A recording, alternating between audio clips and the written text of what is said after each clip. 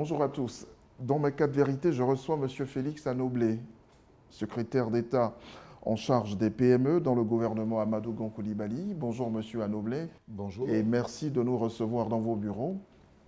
Je dois préciser que vous êtes récemment élu maire de la ville de San Pedro et je dois compléter en disant que vous avez également créé le Forum des Oufouettistes dont vous êtes le président fondateur. Alors, d'ailleurs, à ce sujet, j'ai comme l'impression que depuis un moment, le Forum des Oufouettistes se fait rare, ne se fait plus entendre sur la scène politique nationale. On a comme l'impression que sur les traces de Félix Houphouët-Boigny ou encore PDCI Renaissance, noie un tout petit peu votre mouvement. Merci beaucoup, Ange. Il faut, en toute chose, connaître l'objectif et les fondements d'un mouvement. Le Forum des Oufouettistes, à sa création, nous l'avons dit, est pour valoriser donc, la philosophie du président Félix Houphouët-Boigny, son œuvre de paix, d'union des Ivoiriens. Et dans ce contexte, le Forum des Oufouettistes, dans cette période où donc, nous assistons à la mise en place du RHDP, ne juge pas nécessaire donc, de prendre les premières lignes parce que son objectif, c'est de faire en sorte que tous les Ivoiriens, à un moment donné, donc, se rapprochent de cette famille politique RHDP. Et vous parlez de Traces et de Renaissance. Les Traces et la Renaissance sont des organisations qui se sont mises en place pour pouvoir donc entrer avec ceux du PDCI qui veulent aller au RHDP pour pouvoir entrer au RHDP. Ce n'est pas le cas du Forum. Alors, parlons de PDCI Renaissance. Le PDCI vit une situation aujourd'hui où il y a plein de cadres qui ont fait le choix du RHDP et du coup sont vraiment vilipendés à l'intérieur de leur parti. Quelque part, on peut dire que c'est de bonne guerre, même si, bon, on peut taire des commentaires là-dessus, mais qu'en est-il du vice-président de la République, Daniel Kablan-Duncan? C'est quoi son choix véritable? On a comme l'impression qu'il n'est finalement nulle part, puisqu'il est entre à la fois le PDCI et le RHDP. Écoutez, ça c'est l'impression que vous voulez vous donner. Et quand on a envie de se donner une impression ou de se donner un commentaire sur quelqu'un, on dit ce qu'on pense. C'est la réalité des choses. Non, je suis désolé. Daniel Kablan-Duncan a dit à Bassam, je suis RHDP de la tête aux pieds. Les Ivoiriens me rétorquent, mais il a dit, je suis PDCI 100%. Ben ouais. Et je leur dis, oui, Daniel Kablan-Duncan est l'un des pères fondateurs du RHDP. Ça aussi, il faut que les Ivoiriens le sachent. Il fait partie de ceux qui ont eu la conception de ce parti politique-là et qui l'ont porté. Même si ce n'est pas quelqu'un qui a l'habitude donc de prendre la trompette pour crier ceci ou cela, il fait partie de ceux qui ont porté ce projet. Et aujourd'hui, vous conviendrez avec moi que quand vous avez porté un projet pour réunir des partis politiques, mais pour réunir surtout 2 leaders politiques qui sont tous les 2 vos amis, votre frère, je dirais, un peu de promotion, un peu de travail et tout, en ce qui concerne le président Ouattara, votre aîné, en ce qui concerne Henri Konan Bédié. Quand vous êtes au milieu de ces 2 grands hommes, votre objectif à vous, c'est quoi? Alors que vous avez porté un projet pour les mettre ensemble, est-ce que vous claquez la porte à un dès le premier coup ou vous essayez de les maintenir ensemble autant que vous pouvez? Vous pouvez. La position de Daniel Kablan-Duncan aujourd'hui est de tout faire, d'utiliser tous les moyens, d'utiliser toutes les cartes et même la dernière des énergies qu'il peut avoir pour réussir à remettre ensemble Henri Konan Bédié et Alassane Ouattara. Mais apparemment le mal est fait. Ce qui ne fait pas de lui quelqu'un qui ne sait pas ce qu'il veut. Daniel a dit, je suis RHDP de la tête aux pieds et il est RHDP et ça, vous ne pouvez pas lui arracher. Et c'est ce qui pose problème. On n'arrive pas à le caser comme on le fait en politique assez souvent. C'est vrai que ça peut prêter à confusion, mais jusqu'à quand pourra-t-il tenir dans cette position-là? On sait aujourd'hui, contre les présidents Bédié et Ouattara, le mal est fait. Mais écoutez, jusqu'à quand il pourra tenir, je vous invite le 26 janvier. Et donc, en clair, s'il est au Congrès le 26 janvier, il est RHDP, il n'est plus PDCI. Mais écoutez, comme vous le dites, le RHDP va créer un parti politique qui est un ordre nouveau qui s'installe en Côte d'Ivoire. On ne peut pas... Pour des hommes qui veulent que la Côte d'Ivoire aille dans une synergie nouvelle. Ces hommes-là ont donc... Ce projet a des porteurs. Et les porteurs de ces projets, c'était Henri Konan Bédié, Alassane Ouattara, Daniel Kablan-Duncan, Amadou Gon Coulibaly, Mabrit Wakeus et d'autres leaders politiques. Si aujourd'hui, Daniel Kablan-Duncan, qui était donc le second de Henri Konan Bédié au sein du PDCI-RDA... Il ne l'est plus. Hein.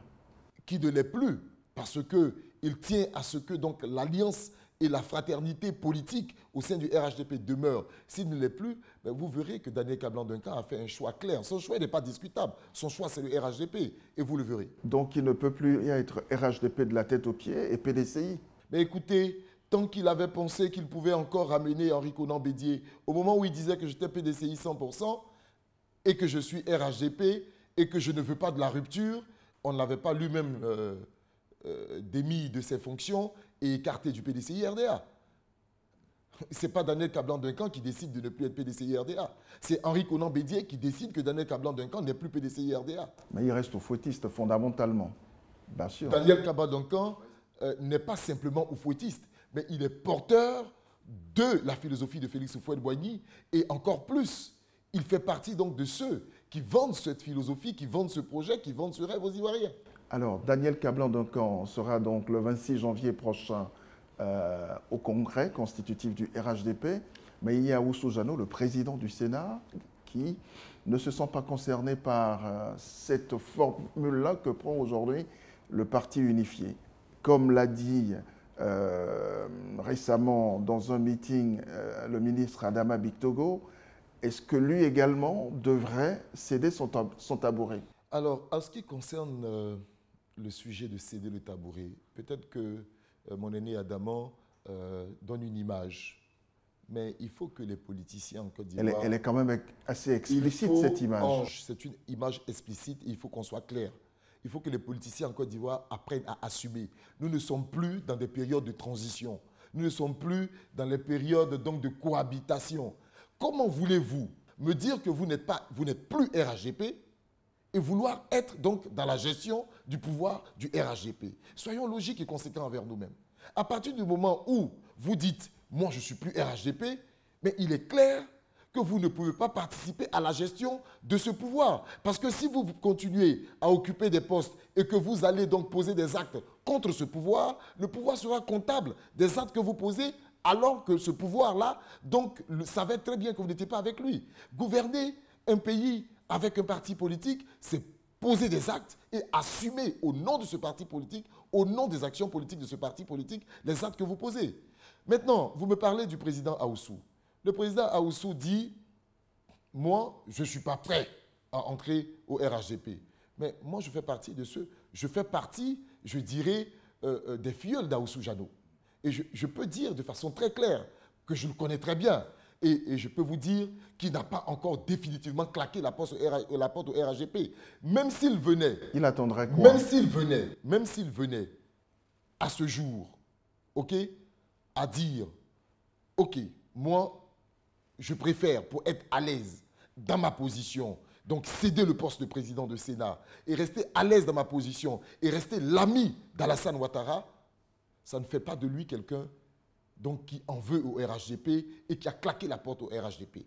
La politique, c'est la saine appréciation des réalités du moment, bonnes ou mauvaises. J'ai oublié de vous demander tout à l'heure, qu'est-ce que ressent aujourd'hui Daniel Kablan-Duncan face à cette situation-là? Je peux vous dire honnêtement que Daniel Kablan-Duncan a mal de voir que pour rien d'explicable, pour rien de compréhensible, le RHDP, ces deux leaders se séparent sans raison fondamentale. Ah non, on ne peut qu'avoir mal. Ah non, la raison, elle est fondamentale, elle est même importante. C'est quoi la raison? Je dirais même existentielle pour des leaders politiques. C'est quoi la raison? Il s'agit de qui prendra le pouvoir en 2020. Et c'est pas rien, vous savez. Mais le pouvoir en 2020, c'est le RHDP qui le prendra comme il l'a pris en 2015. Donc où est le problème? Ah, le problème... Quand vous dites qu'il s'agit de qui prendra le pouvoir, mais il s'agit du RHDP. Le PDCI n'a pas envie que on lui téléguide quelqu'un qui pourrait le représenter. Ah non, je suis désolé. Le dire comme ça, c'est ne pas connaître le RHDP. Bon, mais en aucun instant, au RHDP, on a dit qu'on voulait téléguider quelqu'un pour quelqu'un. Nous créons un parti ensemble. Et c'est le président Rikonan Bédié qui l'a dit, j'étais à cette émission, qu'il a animé à cette conférence, où il disait « Je ne veux plus entendre parler de parti unifié. Dites maintenant RHDP parce que c'est le nom du parti unifié. » Vous étiez là-bas. Vous aviez donc fait la promotion de cette émission. On l'a sur relayé. votre chaîne. Vous l'avez relayé. Mais ce que je veux vous dire, quand le président Bédié disait à Daoukro, à l'appel de Daoukro, qu'il avait donc, il lançait un appel qui donc était en 2 et 3 volets, et que donc dans l'un de ces volets, c'était donc la création des partis unifiés. Mais c'était quoi? Quand on parle d'alternance, on ne dit pas, en même temps qu'on dit le RDR veut nous téléguider, donc celui qui sera notre représentant pour être candidat en 2020 au titre du PDCI-RDA, en même temps, on dit au RDR, écoutez, donnez-nous un blanc-seing, un chèque à blanc, et nous, on vous donne le nom de qui on veut. Ce n'est pas ça une alliance. Ce que la majorité du RHDP disait et continue à dire, c'est que oui, nous sommes d'accord avec vous. Mais proposez-nous. Nous sommes d'accord que vous devez donc présenter quelqu'un, mais dites-nous c'est qui. Proposez-nous la personne. Dites-nous dès maintenant qui c'est, qu'ensemble on soit d'accord. Alors, est-ce que... Je veux vous dire, Alassane Ouattara n'est pas venu, donc en 2015, dire au président Bédié, écoute, permets-moi donc de présenter un candidat et en 2020, je te permettrai de présenter un candidat. C'est le président Bédié qui a dit aux Ivoiriens, Alassane Ouattara a bien travaillé. Et donc, je ne vois pas pourquoi quelqu'un qui a bien travaillé, il faut le changer. Et comme notre Constitution permet donc de faire 2 mandats, donnons-lui son 2e mandat. Et puis en 2020, donc le PDCI viendra. Donc si il le dit et qu'on est tous d'accord sur le principe, mais quand on arrive, donc quand on approche de 2020, il doit venir dire au président Ouattara, voici mon candidat. Alors, voici mes choix pour permettre donc aux autres, à tous les alliés, de dire, l'UDPCI aussi peut venir dire, non, nous aussi, nous avons un choix. Et puis, la famille s'assoit pour dire, non, écoutez, voici le meilleur profil. C'est celui-là qu'on veut. Donc, il y a au départ un accord quand même. Moi, je ne suis pas au courant de l'accord. Moi, je sais une chose, c'est que j'ai entendu donc, à l'appel de Daoukro qu'on parlait d'alternance et qu'on a dit, le prochain sera un cadre du PDCI-RDA. Donc moi, je ne sais pas s'il y a eu un accord pour le dire. Ça, c'est véritablement pas ça mon véritable souci. Je dis, et je l'avais toujours dit, je l'ai dit même sur ton antenne, que oui, je suis d'accord pour cette alternance, mais qu'on nous propose quelqu'un. Qu'on nous propose quelqu'un. Même moi qui étais donc d'origine PDCI-RDA, tu ne viens pas me dire, écoute, accepte qu'on te présente qui on veut pour être candidat. Je te dirai non. Si en 2020, tu viens et puis tu me dis que le candidat du PDCI-RDA, c'est Guy Kahué, je te dirai, je ne fais pas campagne pour lui, parce qu'il va nous envoyer à la guerre. Voilà, c'est une réalité. Mais je suis PDCI. J'étais, entre griffes, PDCI. Alors, il y a également d'autres questions très importantes dans l'actualité. La libération du président Gbagbo. D'aucuns ont pensé que c'est un tournant dans la vie de l'histoire, c'est un tournant dans la vie politique ivoirienne, dans l'histoire politique de la Côte d'Ivoire, mais que tout dépendra de la façon dont ce tournant sera négocié. Est-ce que vous êtes de ce point de vue? Écoutez, moi, je fais partie de ceux qui sont les porteurs de l'oufouitisme. Et cette politique que véhicule bien le président Alassane Ouattara aujourd'hui, et qui me rassure qu'il fait partie donc des bons héritiers du président Félix Houphouët-Boigny, est une politique, la politique de Houphouët-Boigny est une politique de paix, de pardon, de dialogue et d'ouverture des mains. Et vous voyez bien, c'est ce qu'a fait le président Alassane Ouattara. en prenant une loi d'amnistie pour donc amnistier tous ceux qui, ayant commis des crimes économiques ou un certain nombre d'actes qui ont mis en mal la cohésion nationale, le président Ouattara donc, a pris une amnistie pour libérer tout le monde. Tout le monde aujourd'hui va qu'à ses occupations et se remet dans le jeu politique. Le tableau a été effacé, il est à zéro. Maintenant, bon, ça c'est Félix Anoblé qui parle.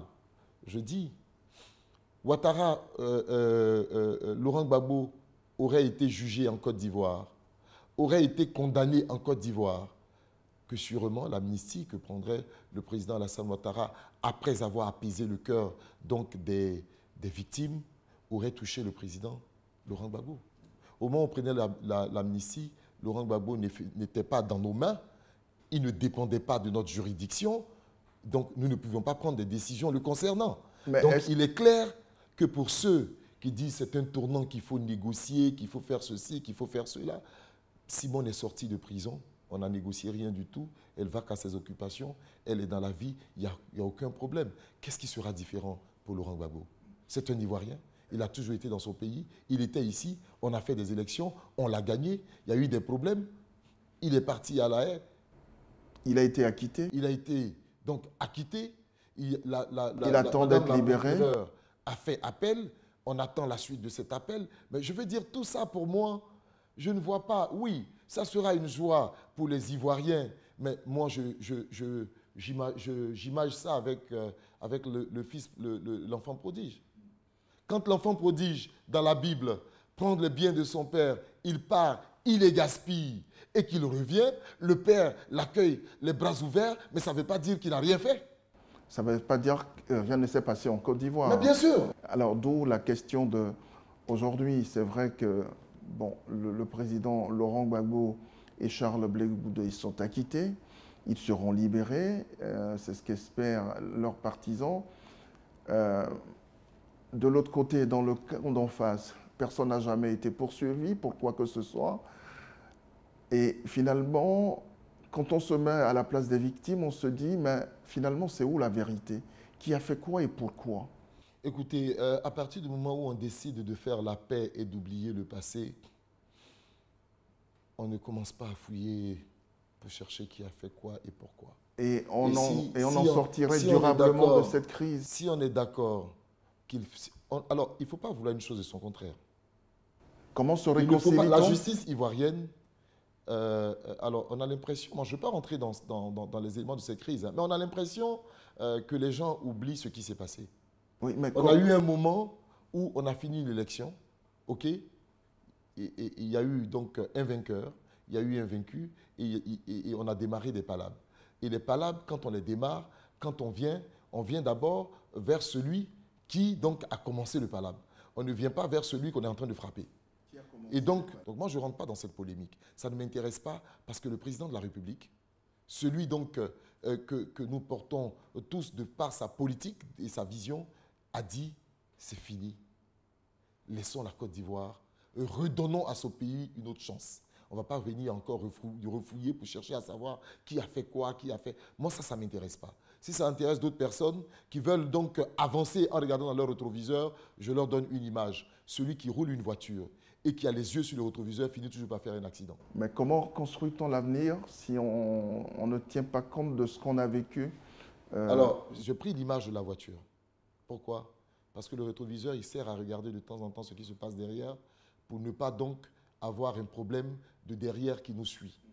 Mais si vous passez tout votre temps, alors que vous avancez, à regarder dans le rétroviseur, vous allez faire un accident devant. Moi, j'insiste sur cette question-là.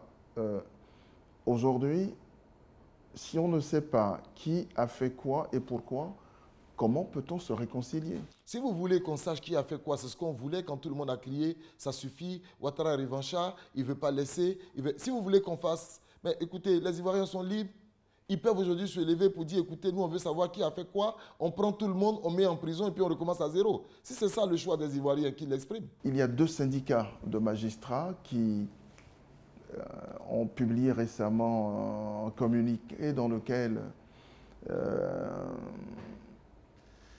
il dénonçait l'immixtion de l'exécutif dans le travail de la justice, qu'ils étaient menacés, et c'est la première fois que ça se passe véritablement, que ces magistrats se plaignent de l'exécutif directement.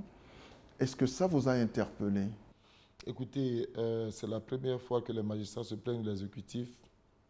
Je crois qu'il faut relire un peu, il faut redescendre encore longtemps dans l'histoire de la magistrature ivoirienne. Vous verrez que ce n'est pas la première fois. Ceci dit, moi, je n'ai aucun élément sur ce sujet et je n'ai pas l'envie de m'aventurer. Je parle très rarement de ce que je ne sais pas. Voilà. Donc, je ne sais pas ce qui se passe. Et à la limite, comme vous dites, c'est une interpellation. Je l'ai lu dans les journaux. Moi, je l'ai lu sur la toile. Et puis, bon, on regarde pour savoir de quoi il s'agit. Je crois que le président de la République a pris la pleine mesure donc, de ces déclarations. Donc, ce n'est pas banal. Écoutez, vous savez, le président Ouattara, rien n'est banal chez lui.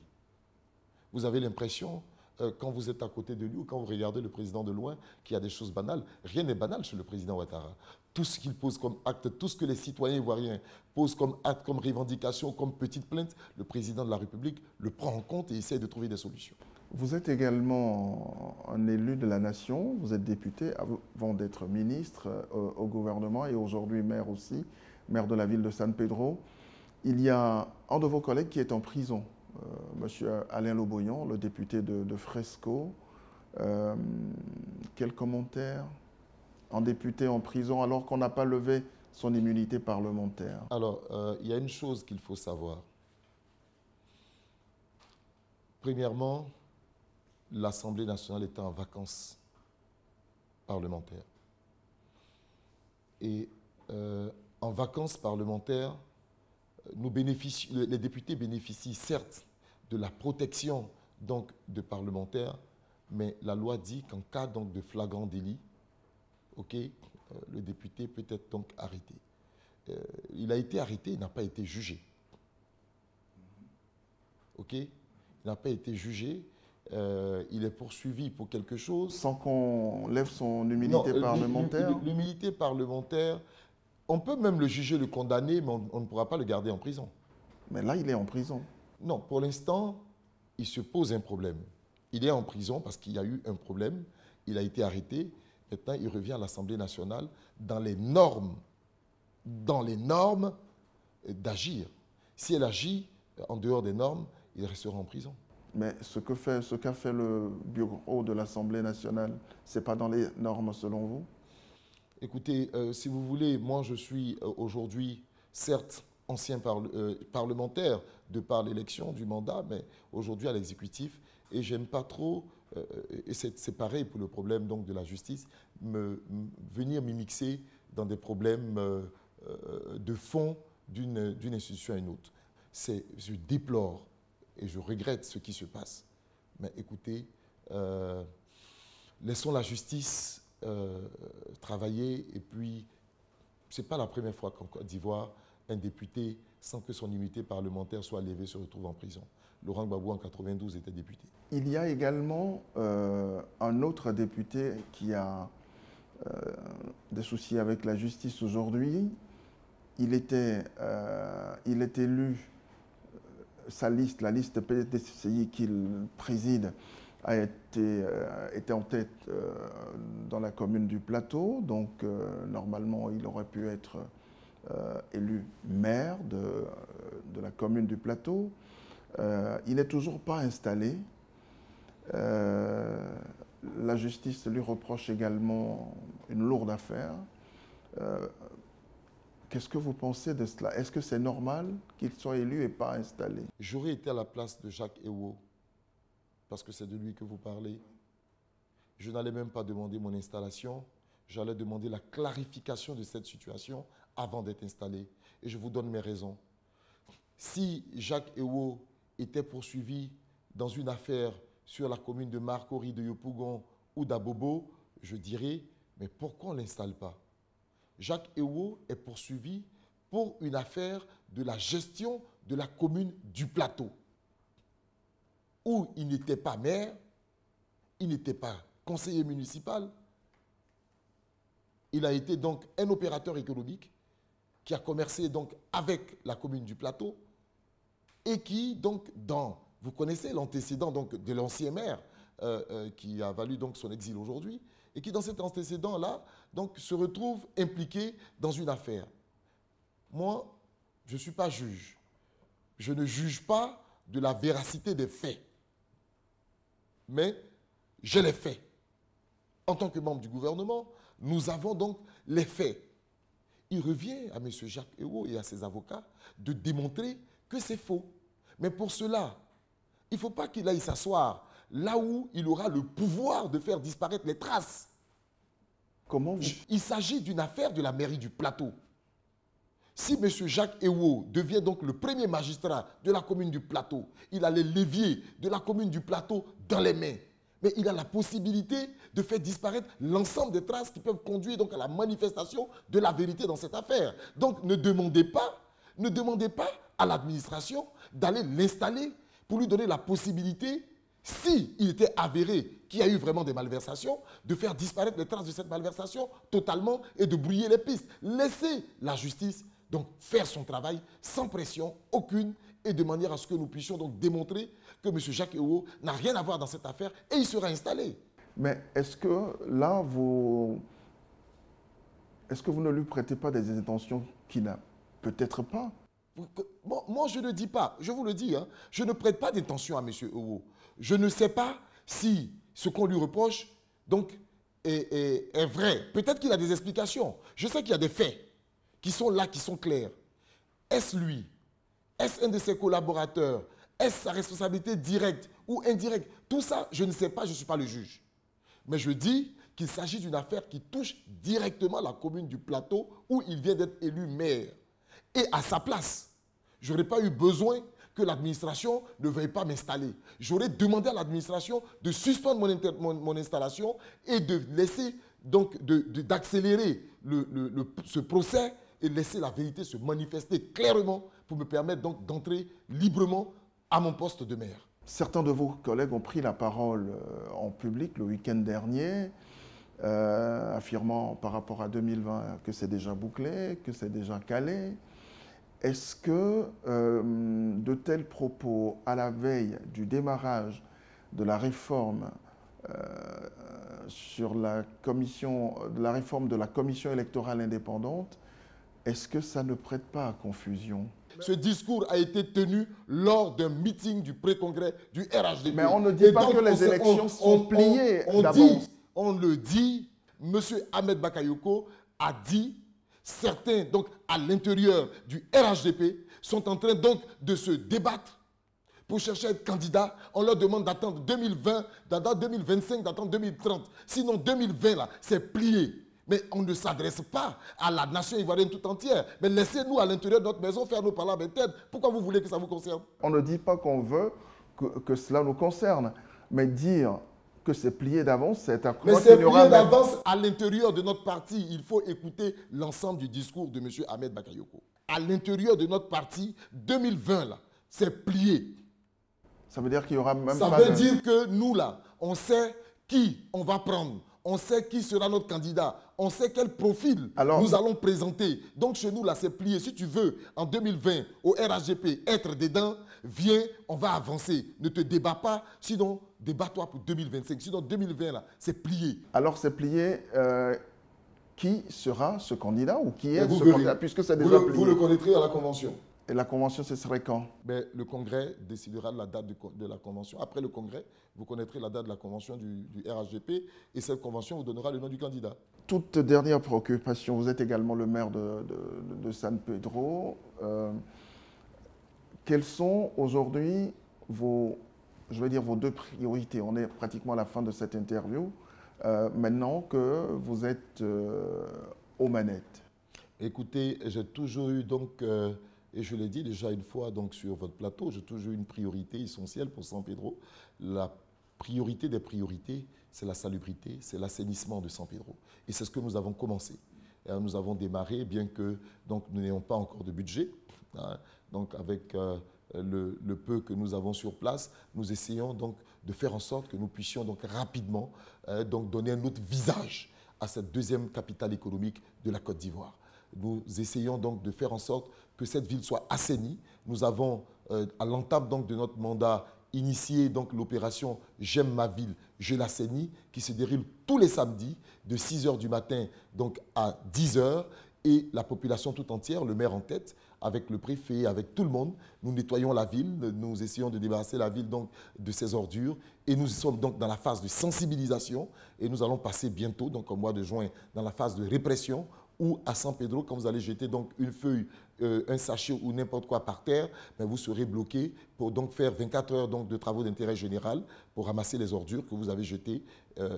Pour une feuille, vous allez ramasser pendant 24 heures toutes les ordures dans la ville. L'objectif donc c'est d'assainir la ville, de pouvoir donc orienter l'esprit des uns et des autres. Notre deuxième priorité, c'est de mettre en place donc un plan donc directeur de développement de la commune de San Pedro. Nous avons aussi entamé ce projet avec des architectes, avec donc des urbanistes, avec donc des économistes et tout. Donc nous essayons d'évaluer ce que va nous coûter le San Pedro que nous voulons jusqu'en 2025, jusqu'en 2030.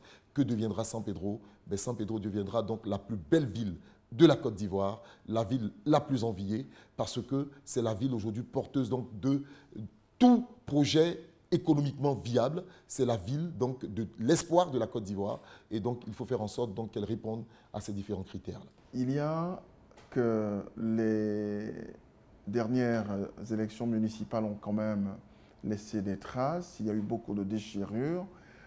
Aujourd'hui, qu'est-ce que vous faites pour rassembler tout le monde autour de votre projet? Bon, beaucoup de déchirures, je ne sais vraiment pas de quoi vous parlez. Et vous pouvez passer à San Pedro, il n'y a pas de déchirure. Hein.